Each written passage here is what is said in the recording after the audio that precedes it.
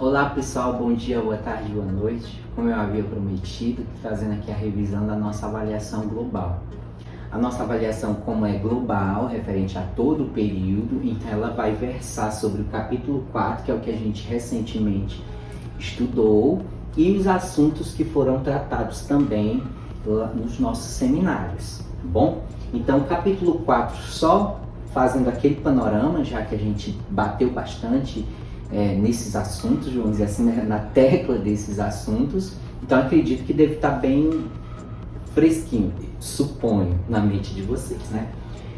O capítulo 4, deixa eu só voltar aqui, Brasil, estrutura geológica e formas do relevo. Ele trata da dinâmica interna e externa da Terra, né? No caso brasileiro, como é que funciona essa dinâmica interna da Terra? Nós não temos atividade tectônica como terremoto, por exemplo, dobramentos modernos, né, formação de novas montanhas e tal. Nós não temos esse tipo de atividade, vulcões. Então, a dinâmica interna da Terra no território brasileiro, ele é restrito a pequenos movimentos, pequenos tremores no interior de placa, já que nós estamos no centro de uma placa tectônica. E a dinâmica externa nós temos, né, pessoal? Vento, chuva, né? Todos os agentes que atuam na modelagem do relevo na parte externa, vamos dizer assim, na parte externa da superfície terrestre. Chuva e os ventos, né? Erosão, sedimentação, todos esses processos, claro, nós temos.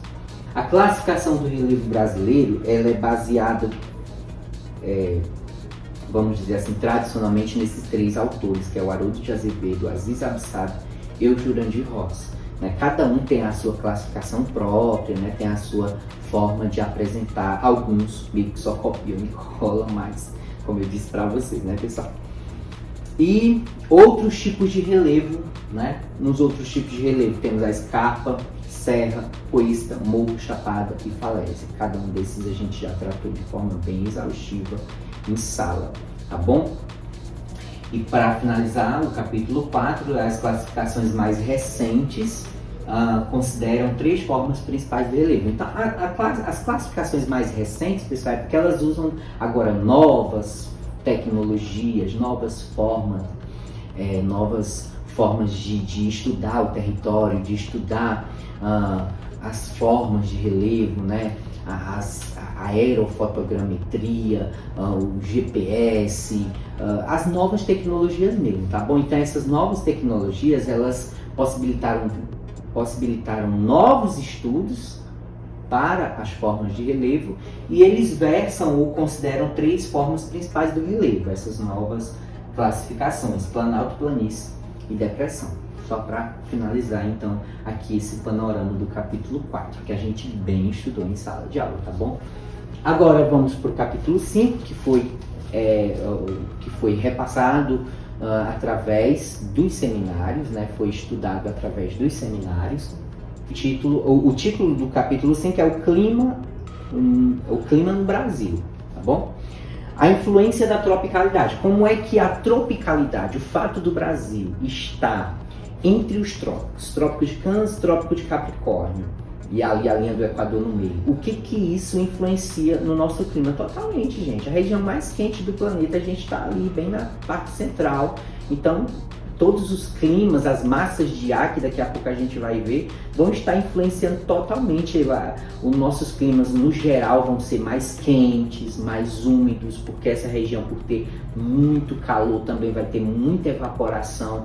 Portanto, as massas de ar vão ser mais úmidas e também mais quentes, a grande maioria, não é todas, né? Daqui a pouco a gente vai ver. Então, a tropicalidade influencia totalmente na característica do nosso clima, questão de umidade, questão de temperatura, tudo isso vai ser influenciado totalmente. Zonas de convergência, por exemplo, nós vamos ser influenciados pela zona de convergência intertropical, quer dizer, esse encontro de massas de ar e de ventos das regiões de médias latitudes para a região de baixa latitude, quer dizer, baixa latitude é próximo da linha do Equador, quer dizer, a área mais quente do planeta, a área que recebe mais insolação. E as áreas de média latitude, próximas dos trópicos, então, essas zonas, por ter temperaturas diferentes, elas formam massas de ar diferentes, ventos diferentes,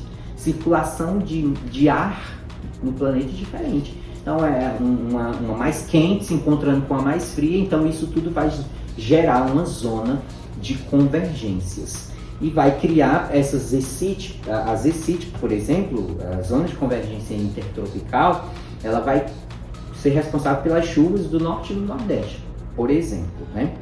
Tem as ZACAs também, a zona de convergência do Atlântico Sul. Então veja, é na parte mais afastada ali da linha do Equador, tá bom? Ela vai ser responsável pelas chuvas do centro-oeste e do sudeste no Brasil, tá bom? No caso, zona de convergência, a gente até define como o encontro de correntes de vento das latitudes médias e tropicais. Então, os ventos com diferente pressão atmosférica, né? Por exemplo, uma massa de ar fria, ela vai ter uma maior pressão atmosférica, porque tem uma maior quantidade de ar por metro quadrado, vamos supor assim, então vai ser pesado, uma maior pressão atmosférica. Uma massa de ar quente, o calor ele expande a matéria, né? Então tem menos massa de ar por cada metro quadrado, vamos fazer esse tipo de associação. Então o peso vai ser menor, então baixa pressão atmosférica. Então essas características elas vão influenciar no movimento dessas massas por todo o planeta, né? Nas áreas frias do planeta, alta pressão, nas áreas quentes do planeta, baixa pressão. Então fica sempre os ventos circulando desses lados frios para os lados quentes. Isso determina o movimento dos ventos, das massas de ar, das chuvas no planeta, tá bom? Então as zonas de convergências, elas tratam dessas correntes de vento também, saindo das áreas frias para as áreas quentes, tá bom? Elementos do clima, pessoal. Os elementos do clima que nós temos são 3, basicamente. São o mecanismo das massas de ar, umidade e temperatura. Então, um clima, ele vai ter entre os seus elementos, para definir um clima, eu tenho que saber que massa de ar, se é uma massa de ar fria, como eu acabei de dizer, de alta pressão, se é uma massa de ar que surgiu num ambiente quente. Gente, uma massa de ar, gente,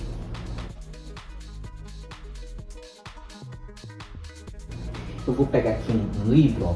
Vamos lá, esse livro laranja. Então, representa um deserto. O ar, ele fica parado nessas extensas regiões. O ar essas massas de ar, elas só podem surgir em áreas muito extensas e homogêneas.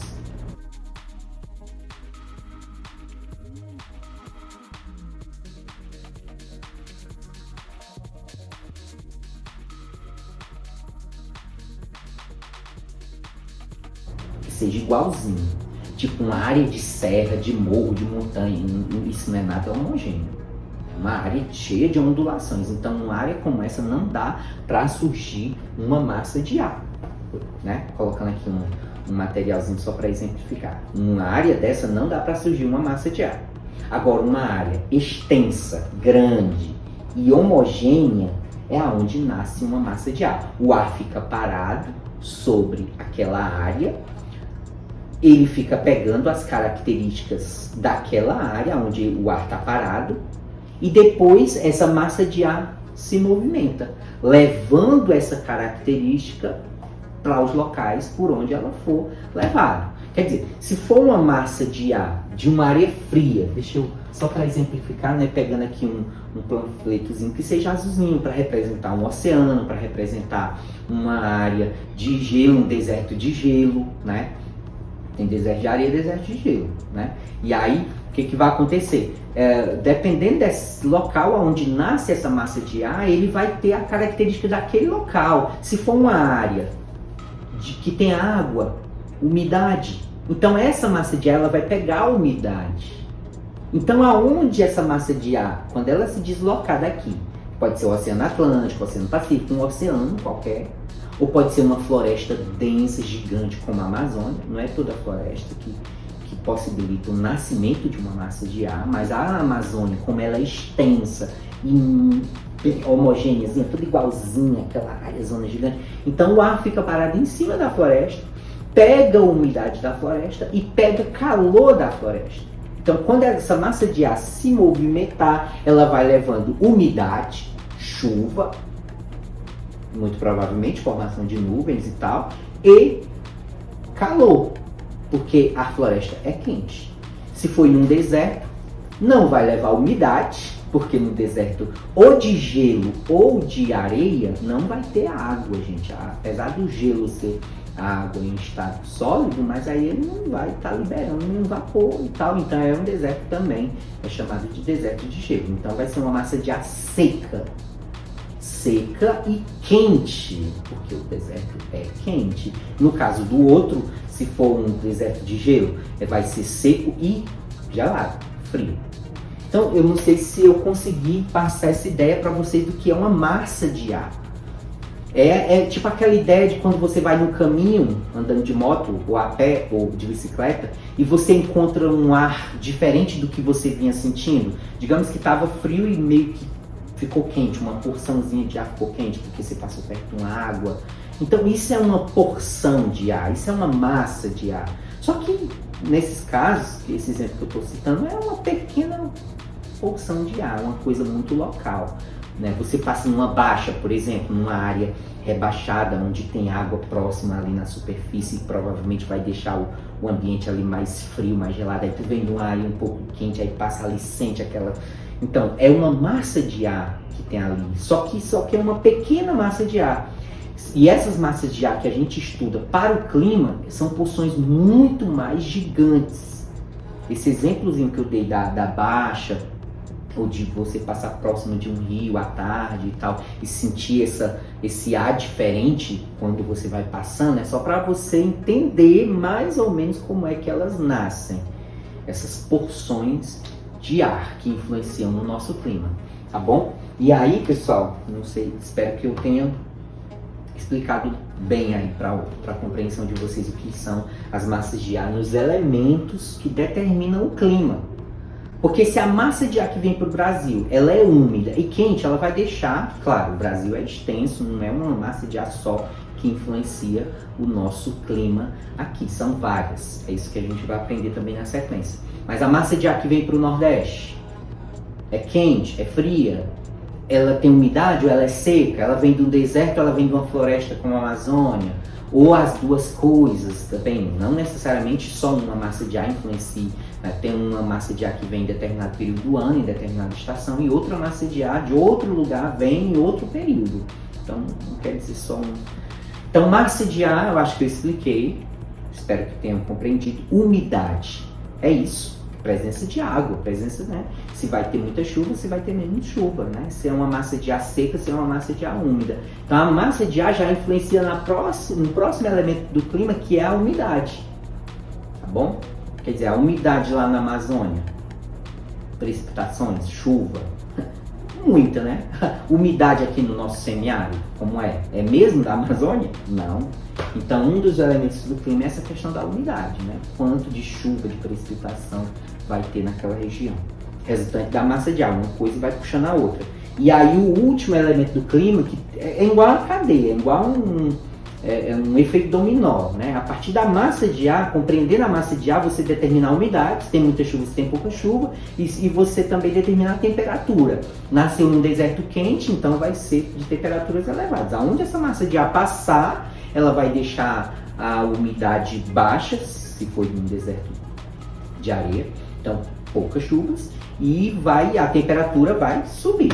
Então os três elementos do clima, basicamente, eles estão interligados. Massa de ar, dependendo de onde ela nasce, ela vai determinar lá a umidade e a temperatura, os três elementos, tá bom? Ainda nos elementos do clima, aí descrever as massas de ar que atuam no Brasil. Nós temos a massa equatorial continental. Pelo nome, gente, já dá para você supor de onde ela vem, se ela é úmida, se ela é seca, ou alguma coisa nesse sentido, se é fria, se é quente. Só pelo nome, ó. Se a massa de ar é equatorial, é da linha do Equador, gente. Vai ser fria? Não vai ser fria, gente. Tá bom? Então, equatorial continental. Então, ela nasce no continente. Ela não nasce no oceano. É no continente. A maior parte das massas de ar que nascem no continente, elas são secas. Mas no caso dessa que atua no Brasil, ela nasce na Amazônia. A Amazônia, ela libera muita umidade na atmosfera. Então, ela é uma das poucas, se não a única, eu não tenho bem certeza, massa de ar que é continental e que é úmida, porque nasce na Amazônia. Então, é na região do Equador, próxima da linha do Equador, no continente, né? Não é no oceano. Quando é no oceano, aí aparece o nome do oceano, tá bom, gente? Então, massa equatorial continental, MEC, né? Ela nasce na Amazônia Ocidental, ela vai ser quente. A Amazônia é quente, gente. A floresta amazônica, a gente pensa que é frio, uma coisa... Não, é super abafado, é úmido. Então é quente, vai ser quente e úmida. Então essa massa de ar, quando ela nasce na Amazônia, ela sai, inclusive, para o Nordeste, influenciando a região Norte e Nordeste. E não só essas duas regiões, também a parte centro-sul do país também é influenciada por essa massa de ar. Então, aonde ela for passando, ela vai deixando o clima, ó, a massa de ar que influencia no clima. Vocês estão entendendo? Vai deixando o clima, o tempo quente e úmido, né? Se for uma massa de ar que atue por boa parte do ano, ela vai determinar o clima também, né? O clima, lembrando, é um estudo do tempo durante 30 anos. A massa de ar, ó, equatorial, novamente, ó, na linha do Equador, atlântica. Então vem de um oceano. Então você já supõe algumas coisas sobre essa massa de ar. Ela vai ser quente, linha do Equador, e úmida, vem do oceano. Se ela nasce no oceano, que é uma área extensa e homogênea, né? O ar fica parado em cima do oceano e vai pegando o quê? Umidade do oceano e a temperatura também desse oceano. Se é um oceano próximo da linha do Equador, é um oceano quente. Se é um oceano próximo dos polos ou nas áreas de médias latitudes, como os trópicos de Câncer e Capricórnio, então as temperaturas vão ser do oceano, mas vão ser temperaturas a menos, porque é um oceano frio ou gelado, tá bom? Então, nesse caso aí, vamos lá. Massa tropical, ó, dos trópicos, não é da linha do Equador, é tropical continental. Olha, eu disse para vocês, a maioria das massas de ar que nascem nos continentes, elas são secas. Essa daqui, é o caso dessa daqui, ó. É de uma região tropical, não deveria ser tão quente, porque não é equatorial, linha do Equador, é tropical, é menos. Só que como é uma zona de depressão do Chaco, na região do Paraguai, né, chamado Chaco, essa região do Chaco, né, essa planície, uma área densa, bem extensa, ela pega vários países, né? Porém, o trecho aqui se refere ao trecho do Paraguai. É uma zona de alta temperatura, quente, né? E de pouca umidade. Então, a massa de ar que vai nascer dali, supõe-se que seja também com as mesmas características dessa região. Então, a massa de ar resultante aí vai ser quente e seca. Beleza? Como eu disse para vocês, a maior parte das massas continentais são secas. Essa massa de ar, ela atua no sul e no sudeste do Brasil.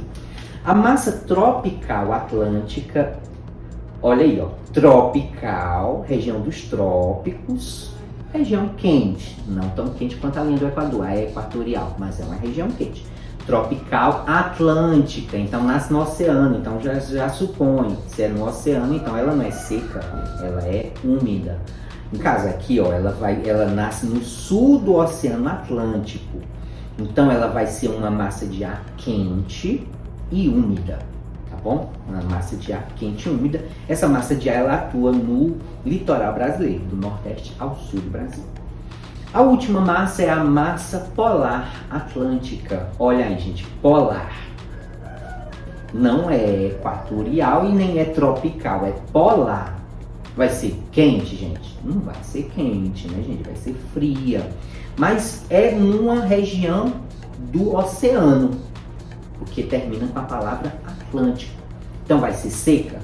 Não vai ser seca, a não ser que esse oceano fosse gelado, congelado e tal, que não é o caso, tá bom? Então ela nasce no Oceano Atlântico, no sul da Argentina, tá bom? Então ela vai ser fria e ela vai ser úmida. Fria porque é na região polar e úmida porque é numa região do oceano, tá bom? Ela atua na Amazônia Ocidental, no sul e litoral brasileiro. É uma massa de ar que tem 3 braços de atuação em determinados períodos do ano. Tá bom? A umidade eu já falei, né, que é a questão das chuvas e as temperaturas e as quantidade de calor presente na atmosfera. Isso aí eu estou falando dos elementos do clima, né, massas de ar, umidade e temperatura. Agora nós vamos para os principais fatores que determinam os climas no mundo, no Brasil e etc. No caso a gente está falando do Brasil, né, gente? Um dos fatores, altitude.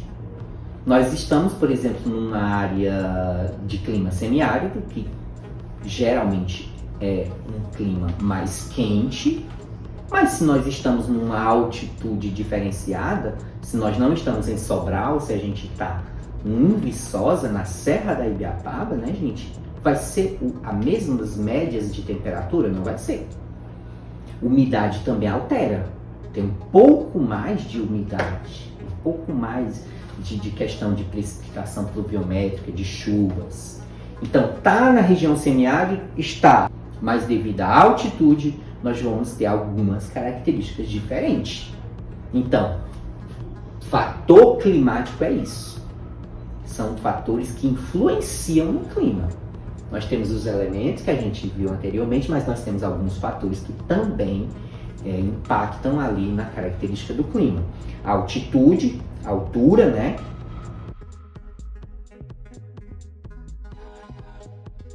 Continentalidade e maritimidade, se você está em Sobral, dentro do continente, ou se você está em Fortaleza, na área litorânea. Não tem como ser o mesmo clima. Então, continentalidade é quem mora dentro do continente, no interior do continente. E maritimidade é quem vive próximo do litoral, dos oceanos, né, dos mares. Ok? Latitude, aqui na ordem era primeiro deveria ser altitude e depois latitude, mas a ordem não altera, né? Nesse caso, latitude é o quanto você está próximo ou não da linha do Equador. Quer dizer, quanto menor a latitude, eu estou mais próximo da linha do Equador. Quanto maior a latitude, eu estou mais distante da linha do Equador. Como eu disse para vocês, é a região mais quente do planeta. Então, isso influencia ou não, gente? Se o Brasil não fosse ali na região entre os trópicos e ali cortado pela linha do Equador, se nós fôssemos um país que estivesse lá nos polos, seria o mesmo clima, gente? Não seria, né? Provavelmente não existia nem a floresta amazônica numa área tão gelada, tão congelada como os polos.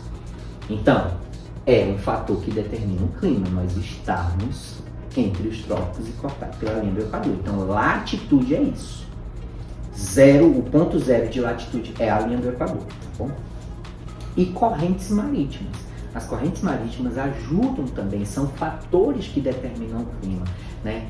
Nós recebemos as águas frias dos polos e das áreas médias, de médias latitudes, né? Nas linhas Trópico de Câncer, Trópico de Capricórnio embaixo. E a gente manda também para essas áreas águas quentes também. Isso tudo vai equilibrando as temperaturas do planeta, evitando os extremos. Tanto que a linha do Equador, ali entre os trópicos, seja muito quente, quanto as áreas de média latitude, próximo dos trópicos, ou lá em cima, nos polos, seja muito frio. Então, as correntes marítimas também determinam, são fatores do clima. O último assunto são as classificações climáticas, né? Climas que são controlados por massas de ar equatoriais, linha do Equador, e tropicais, entre os trópicos de Câncer e Capricórnio, ou seja, são a região mais quente e úmida do planeta. Supõe-se, né, gente? Só por esses nomezinhos que ele já apresentou. O próprio nome do clima também já traz, assim, alguns indícios das suas características. O clima equatorial úmido. Meu irmão já disse a região equatorial. Vai ser gelado? Não vai ser gelado. Úmido, umidade, chuva. Então, o próprio nome do clima já traz características desse clima. Ele é um clima que surge na Amazônia, próprio da Amazônia, quer dizer, muita umidade, né, Amazônia, e altas temperaturas. Clima litorâneo úmido, litorâneo, litoral, gente, litoral. Aí você já supõe, né, tá próximo do litoral, tem mais umidade, tá bom? Tem temperaturas também mais baixas do que no interior do continente. Nesse caso, atua no litoral do Nordeste ao Sudeste brasileiro, tem muita umidade e calor. Não digo que quem está no litoral é temperaturas mais baixas, mas não necessariamente seja frio, gelado. Não, é mais baixas do que quem está no interior do continente, mas é quente, tem calor também, tá bom? Clima tropical continental, região dos trópicos, não tão próximo da linha do Equador, continental. Nesse caso, esse clima ele atua em boa parte do Brasil. Ele também é chamado de tropical típico, é o clima mais característico do Brasil. Atua no centro-oeste, no nordeste, no norte e sudeste do Brasil. Sua característica, muito quente e médias anuais. Nas médias anuais, ele tem a característica de ser mais para quente do que para frio, né? Nas médias anuais. Verão chuvoso e inverno seco. É sempre o inverso, né, gente? Das zonas climáticas onde tem as 4 estações bem definidas e tal. Não, nesse clima equatorial típico nosso, brasileiro, tropical típico, quer dizer, ele tem verões chuvosos. Quer dizer, o período do verão a gente espera ser seco, né? Na nossa cabeça funciona assim, verão é seco, sol. Inverno, chuva ou neve ou coisa do tipo. No caso desse clima que nós estamos falando, tropical continental ou tropical típico do Brasil, ele tem essas 2 estações bem definidas, mas com essas características meio controversas para aquele padrão que a gente tem na nossa mente. Então, o verão é chuvoso e o inverno é seco. O clima tropical semiárido é o nosso clima, gente. O clima da nossa região aqui do Ceará, boa parte do Nordeste e uma parte também de Minas Gerais, né? Sertão nordestino e norte de Minas Gerais. As massas que atuam no clima tropical semiárido são massas úmidas. Massas que vêm do Atlântico, por exemplo, ó, é a massa tropical atlântica. Nossa, se vem do Atlântico tem umidade. O que acontece então que o semiárido é tão seco? As chuvas estão tão escassas, tão mal distribuídas, tão irregulares. Se a massa de ar que atua, ela nasce no sul do Oceano Atlântico, né? A MTA, massa tropical atlântica. Outra massa também que atua no semiárido é a massa equatorial continental, que é uma massa que vem da Amazônia. Ela nasce no continente, mas ela é de uma floresta que é úmida, que é quente e tal. Então são 2 massas com muita umidade, uma que vem do Atlântico e outra que vem da floresta amazônica. E o que acontece? Bem, o que acontece, gente? A massa que vem do Atlântico, antes que ela chegue no território nosso, na nossa região, gente, ela perde a umidade. Ela só vem com a característica de temperatura, só traz o calor. A umidade, ela vai se perdendo no caminho. Principalmente no caso aqui, essa MTA, quando ela vem, ela tem uma barreira física no seu caminho, que é o Planalto da Borborema. Esse Planalto, ele é uma barreira natural para as chuvas que deveriam vir para o Nordeste, aqui o sertão, nossa região aqui do semiárido. Então, esse Planalto, ele abrange uma área de 400 metros em linha reta de norte a sul e vai pega estados como Alagoas, Rio Grande do Norte, Pernambuco e Paraíba. Então forma-se um paredão no litoral, aí quando vem aquela massa de ar do litoral que deveria penetrar no interior do continente e chegar até aqui a nossa região, interior do Nordeste, ela já forma chuvas orográficas nessa parte da frente do Planalto. As chuvas ficam barradas lá e poucas chuvas conseguem, né? Pouca umidade consegue passar desse Planalto, né? Assim como ocorre aqui na Serra da Ibiapaba, né? Essa pouca umidade que passa e vem para nossa região forma também chuvas orográficas na parte da frente da Serra da Ibiapaba, a parte que fica voltada para a região aqui de Sobral, por exemplo, né? E aí você vê que tem uma vegetação mais densa para esse lado aqui da Serra da Ibiapaba. E o outro lado da serra, que é o lado do Piauí, você vê que tem uma vegetação mais baixa, mais rasteira, mais característica da caatinga mesmo, né? Nosso bioma. Ou seja, a Serra da Ibiapaba também é uma barreira para a passagem de massa de ar e de chuva e de umidade para o lado do Piauí. Exatamente por isso que as cidades, algumas pessoas até dizem, né? Teresina, você acha quente só para Teresina é muito mais quente, não tem aquela circulação de vento que tem, por exemplo, aqui no nosso sertão nordestino. Então, é quente? Mas tem pelo menos algum vento circulando, alguma coisa e tal, tem um pouco de chuva a mais, né? São, quer dizer, características aí que ocorre as massas de ar que atuam no semiárido serem úmidas e não ter tanta chuva aqui pra gente. Aí você vai ver a questão do relevo, tá bom? Climas controlados por massas de ar agora tropicais e polares, não região equatorial, tropicais, as médias latitudes e polares. Então tem o clima tropical de altitude, é da região dos trópicos, mas de altitudes mais elevadas, de áreas mais elevadas, de serras, né, regiões mais elevadas. Então, é tropical, é úmido e é fria, é um clima úmido e frio, tá bom? Tem muita umidade, né, por ser também de altitudes mais elevadas, ele vai ter essa característica de ser frio e atua basicamente esse clima na região sudeste. Clima subtropical úmido, atua no sul do Brasil, muita umidade, estações bem definidas, as 4 estações, não é como aquele tropical típico que eu citei, né? Que é o que atua em boa parte do Brasil, o tropical continental, que tem aquele verão chuvoso e o inverno quente. Aqui não, as 4 estações são bem definidas, bem classificadas, né? No período das chuvas ou da neve é no inverno, no período seco e quente é no verão, tem a questão das flores com a primavera e o outono aqui, ali com as flores ou as folhas amareladas e caindo, né? Esse é o clima subtropical úmido, ele atua no sul do Brasil, as chuvas também são bem distribuídas, ok? É isso aí, pessoal.